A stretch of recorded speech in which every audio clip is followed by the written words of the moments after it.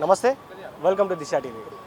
BJP కొత్త కార్యవర్గం అయితే విలీనమైంది. అందరూ కూడా ఆ కొత్త కార్యకర్తలు కూడా నూతన ఉత్సాహంతో కూడా పెద్ద ఎత్తున ఇక్కడ ధర్నా నిర్వహిస్తున్నారు. గన్ పార్క్ వద్ద ఎందుకు నిరసన తెలుపుతున్నారు, ఎలాంటి అంశాన్ని వాళ్ళు టేకప్ చేసుకొని ప్రజల కోసం ఏ విధంగా పోరాడుతూ ఉన్నారో అడిగి తెలుసుకునే ప్రయత్నం చేద్దాం. అని చెప్పండి, అసలు ఏం అంశం తీసుకొని మీరు అందరు గన్ పార్క్ దగ్గర ఇలా కొత్త కార్యవర్గం అందరూ కూడా రావడం జరిగింది?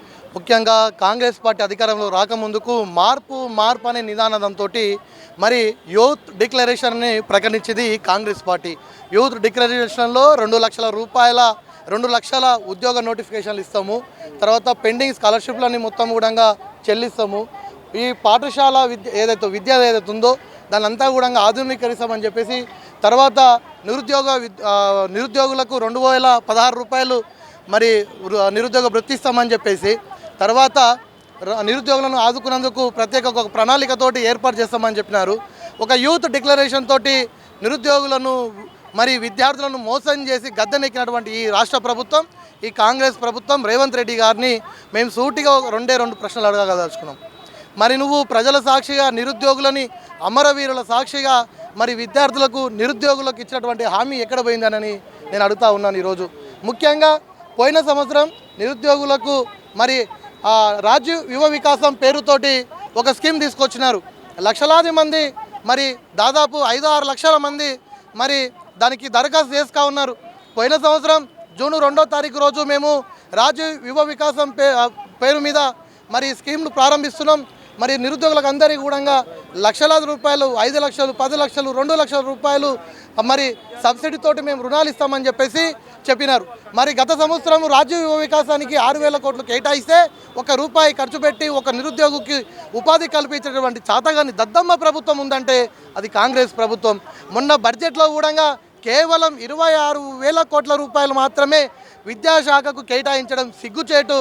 ఇతర రాష్ట్రాలు, భారతీయ జనతా పార్టీ పరిపాలిస్తున్నటువంటి రాష్ట్రాలలో విద్య మరి మెరుగైనటువంటి విద్యను అందిస్తూ మరి విద్యార్థులకు మౌలిక సదుపాయాలు కల్పిస్తున్నటువంటి భారతీయ జనతా పార్టీ పాలిస్తున్నటువంటి రాష్ట్రాల్లో చూస్తే, మన తెలంగాణ విషయానికి వస్తే విద్యనంతా కూడా నీరుగార్చేసి ప్రైవేటు పరంగా చేసేసి, ప్రైవేటు పాఠశాలలో మరి కళాశాలలో విచ్చలవిడిగా నియంత్రణ లేనటువంటి ఫీజులను మరి పెంచి మరి వారి యొక్క ఖజానాను నింపుకున్నటువంటి ప్రయత్నం చేస్తూ ఉన్నాడు. మరి ఈ సంవత్సరం కూడా రాజీవ్ యువ వికాసం కోసం అవే 6,000 కోట్ల రూపాయలు కేటాయించిండు. మరి ఎంతమందికి మీరు జాబ్ క్యాలెండర్ రిలీజ్ చేసినారు, ఎంతమందికి మీరు జాబ్లు ఇచ్చినారని చెప్పేసి నేను ఈ రేవంత్ రెడ్డి గారిని క్వశ్చన్ చేస్తూ ఉన్నాను. మరి ఇంతవరకు కూడా రాజీవ్ యువ వికాసం పేరు మీద ఏ ఒక్క నిరుద్యోగి కూడా ఉపాధి కల్పించలేనటువంటి దద్దమ్మ ప్రభుత్వం ఉందంటే అది రేవంత్ రెడ్డి ప్రభుత్వం. సో ముందు భారతీయ జనతా యువ మోర్చా ఒక ప్రత్యేకమైనటువంటి కార్యాచరణ ముందుకోతున్నాం. ఖచ్చితంగా ఏదైతే కేసీఆర్ యొక్క గడీల ప్రభుత్వాన్ని, ఫామ్ హౌస్ ప్రభుత్వాన్ని, ఆయనను ఫామ్ హౌస్కే పరిమితం చేసి తన్ని తరిమేసినటువంటి చరిత్ర ఏదవుతుందో అదే చరిత్ర బిడ్డ రేవంత్ రెడ్డి నీకు మరి అదే చరిత్ర తిరగరాయకపోతే చూడు, అదే ప్రగతి భవన్ నుండి మరి నువ్వు ఉన్నటువంటి గడిల నుండి నీ గడిలు బద్దలు కొట్టి నేను లాకొచ్చి ఇదే గన్ పార్క్ ముందర నిలబెట్టకపోతే చూడు. నివాళులు అర్పించడం జరిగింది. నివాళులు అర్పించడానికి ఒక ముఖ్య ఉద్దేశం ఏంటంటే, నేడు తెలంగాణ రాష్ట్రంలో నిరుద్యోగులకు ఉద్యోగ నియామకాలు చేపట్టక, విద్యార్థులకు స్కాలర్షిప్స్, ఫీజు రీఎంబర్స్మెంట్ లేక ఈరోజు ఫీజుల ఒకవైపు చూసుకుంటే ఫీజుల దోపిడీ, ఇలా పైసలు ఉన్నోడికే చదువులు అనే విధంగా ఇవాళ ఫీజులు దండుకుంటున్న కమిషన్లకు అమ్ముడువైనటువంటి రేవంత్ రెడ్డి కాంగ్రెస్ ప్రభుత్వం ఇటువైపు స్కాలర్షిప్స్, ఫీజు రీఎంబర్స్మెంట్ ఇవ్వకుండా దాదాపు 10,000 కోట్లు ఈరోజు పెండింగ్లో ఉంటే కనీసం దాని గురించి ప్రస్తావన కాదు కదా. ఈరోజు ఫీజు రీఎంబర్స్మెంట్ పథకాన్ని ఎత్తివేసే కుట్ర చేస్తూ ఉన్నారు. అదే రేవంత్ రెడ్డి మా కాంగ్రెస్ ప్రభుత్వంలోనే వైఎస్ రాజశేఖర రెడ్డి గారి ఆధ్వర్యంలో పేద విద్యార్థులు, బడుగు బలహీన వర్గాల విద్యార్థుల కోసం మేము ఫీజు రీఎంబర్స్మెంట్ పథకాన్ని చేపట్టినాం. సంజీవని లాంటి ఫీజు రీఎంబర్స్మెంట్ పథకం ద్వారానే ఈరోజు పేద విద్యార్థులు చదువుకుంటున్నారు అని గొప్పలు చెప్పినటువంటి రేవంత్ రెడ్డి ఇవాళ ఫీజు రీఎంబర్స్మెంట్ పథకాన్ని ఎత్తివేయడానికి ఎందుకు కుట్ర చేస్తున్నావో నువ్వు సమాధానం చెప్పాలి. ఫీజు రీఎంబర్స్మెంట్ అనేది మీ అయ్య సొత్తు కాదు, అది విద్యార్థుల యొక్క హక్కు. కాబట్టి విద్యార్థుల జోలికి వస్తే కేసీఆర్కు పట్టిన గతే రేవంత్ రెడ్డికి పడుతుంది. అదేవిధంగా ఉద్యోగ నియామకాల విషయానికి వస్తే చిక్కడపల్లి లైబ్రరీకో, అదేవిధంగా హైదరాబాద్ నుంచి గ్రామాల వరకు, గల్లీ నుంచి ఢిల్లీ నాయకులు అందరూ వచ్చి అబద్ధపు మోసపూరిత హామీలు ఇచ్చినటువంటి కాంగ్రెస్ ప్రభుత్వం యొక్క నాయకులు ఈరోజు ఎక్కడ పోయిరని చెప్పేసి ప్రశ్నిస్తూ ఉన్నా. యూత్ డిక్లరేషన్ ఏమైంది? నిరుద్యోగ భృతి ఏమైంది? ఒక్క సంవత్సరంలో 2 లక్షల ఉద్యోగ నియామకాలు మేము చేపడతామని చెప్పి ఆ రోజు గుండెల మీద గుద్దుకుంటూ చెప్పినావు కదా రేవంత్ రెడ్డి. సంవత్సరంలోగా 2 లక్షల ఉద్యోగాలని నువ్వని హామీలు ఇస్తే ఈరోజు మీ పార్టీలో ఉన్నటువంటి నాయకులేమో లేదు మేము మొత్తం పరిపాలన కాలంలో 2 లక్షల ఉద్యోగాల నియామకాలు చేపడతామని చెప్పేసి ఈరోజు అబద్ధపు మాటలతో ఇలా మీడియా ముఖంగా మాట్లాడుతూ ఉన్నారు. ఏమైనా అంటే లేదు మేము సంవత్సరంలో 2 లక్షల ఉద్యోగాలు ఇచ్చినాం అంటున్నావు కదా. ఏ శాఖలో ఎన్ని ఉద్యోగ నియామకాలు చేపట్టినవో నువ్వు శాఖల వారీగా శ్వేతపత్రాన్ని రిలీజ్ చేసి నీకు దమ్ముంటే బాజాబ్తో వచ్చి చిక్కడపల్లి లైబ్రరీకి వస్తావా, ఉస్మానియా యూనివర్సిటీకి వస్తావా, అశోక్ నగర్కి వస్తావా, దిల్సుఖ్ నగర్కి వస్తావా? నిరుద్యోగులకు నువ్వు సమాధానం చెప్పాల్సినటువంటి అవసరం ఉంది. నాడు తెలంగాణ రాష్ట్రంలో ఈరోజు అమరవీరుల సాక్షిగా ఇలా అమరవీరుల ఆత్మలు ఘోషిస్తూ ఉన్నాయి. ఏ ఆంక్షలు ఆశయాలపైన అయితే తెలంగాణ రాష్ట్రం ఏర్పడ్డదో ఆ ఆశలు ఆంక్షయాలు నెరవేరక ఈరోజు అమరవీరుల ప్రాణత్యాగాలపైన ఏర్పడ్డటువంటి ప్రభుత్వాలపైన గద్దెరెక్కి కూసినటువంటి రేవంత్ రెడ్డి సర్కార్ ఈరోజు నిరుద్యోగులు మా ఉద్యోగాలు మాకు ఇవ్వండి అంటే వీళ్ళు ప్రతిపక్ష పార్టీలకు పేడు బ్యాచ్ అని చెప్పేసి ఈరోజు ముద్రలు వేస్తూ ఉన్నారు. వాళ్ళపైన అక్రమ కేసులు పెడతా ఉన్నారు. ఖబర్దార్ రేవంత్ రెడ్డి, నిరుద్యోగ విద్యార్థి నేతలకు అందరికీ కూడా న్యాయం జరిగే వరకు బీజేవైఎం అండగా ఉంటుంది.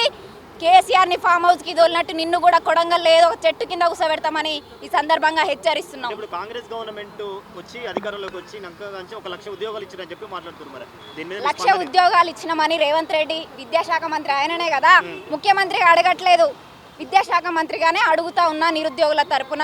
ఈరోజు 1 లక్ష ఉద్యోగాలు ఇచ్చినా అంటున్నావు కదా, ఆ 1 లక్ష ఉద్యోగాలు ఏ శాఖలో ఎన్ని నియామకాలు చేపట్టిరో మీరు శ్వేతపత్రం విడుదల చేయండి. ఇలా విద్యాశాఖ మంత్రిని కలవడానికి ఎవరికి కూడా ఆయన సమయం ఇవ్వరు.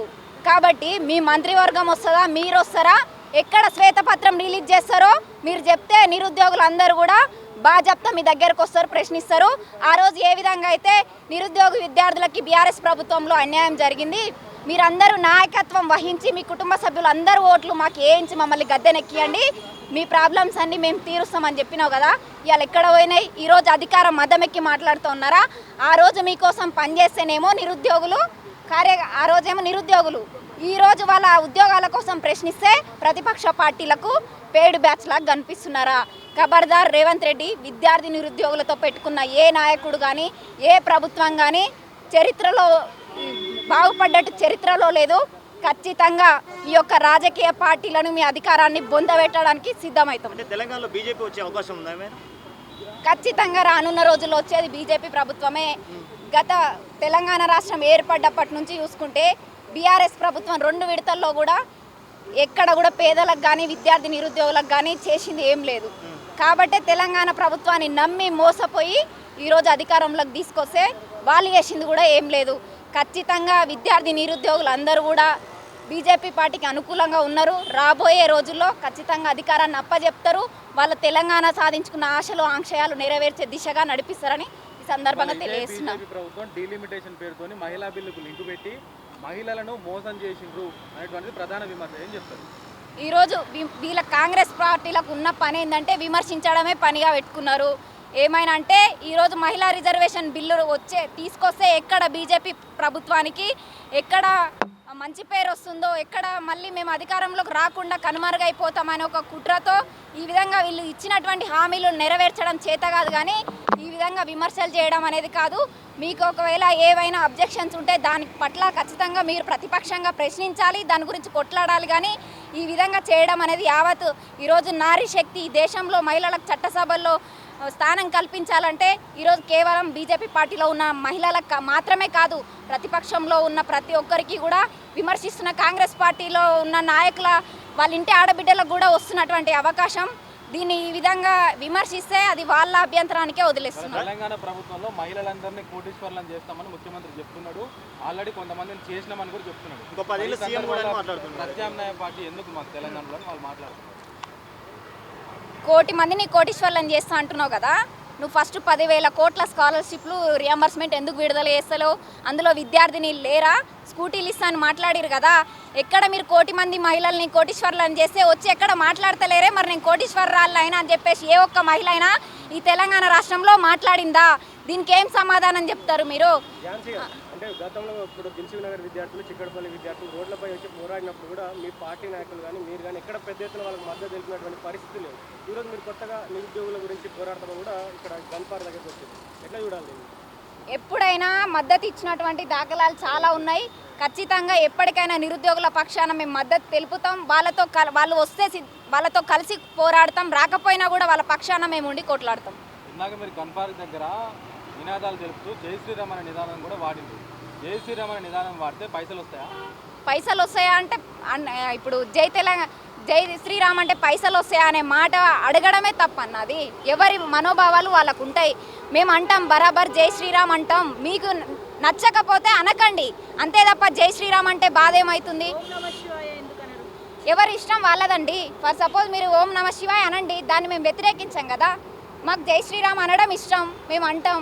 మీరు ఓం నమ శివాయ అనండి, ఇంకేమైనా అనండి. 30 కోట్ల దేవతలు ఉన్నారు. మీరు ఏ నినాదం తీసుకున్నా అది మీ వ్యక్తిగతానికి వదిలేస్తాం తప్ప ఇతరుల మనోభావాలను దెబ్బతీసే విధంగా ఒక దేవాదాయ శాఖ మంత్రిగా ఉన్నటువంటి కొండా సురేఖ చేసినటువంటి విమర్శ అనేది కరెక్ట్ కాదు. ఫైనల్గా బీజేపీ మహిళా నాయకులందరికీ ఏం చెప్పదలుచుకున్నారు? బీజేపీ మహిళా నాయకులందరికీ కూడా మహిళలు పురుషులు అనే తేడా ఏం లేదు. రాజకీయ రణరంగంలో అందరూ సమానమే. అందరం కూడా ఏ సమస్య ఉన్నా కలిసికట్టుగా ముందుండి కొట్లాడాలనేదే నా ఉద్దేశం. ఓకే.